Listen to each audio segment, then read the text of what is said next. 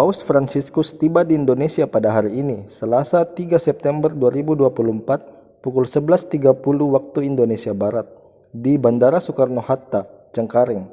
Kedatangannya disambut langsung oleh Menteri Agama Yakut Khalil Qomas beserta sejumlah pejabat lain. Paus dan rombongannya melakukan perjalanan dari Roma, Italia ke tanah air menggunakan pesawat komersil.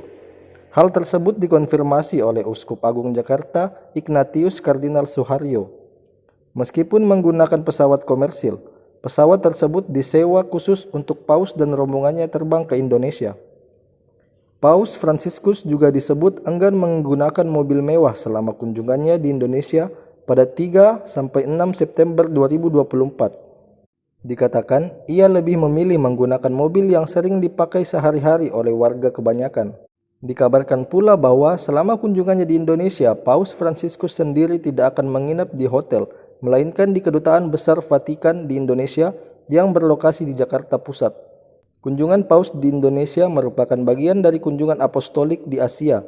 Paus dijadwalkan akan bertemu dengan Presiden Joko Widodo, berkunjung ke Masjid Istiqlal dan Gereja Katedral Santa Maria, serta memimpin misa di Stadion Utama GBK dan Stadion Madia di Jakarta.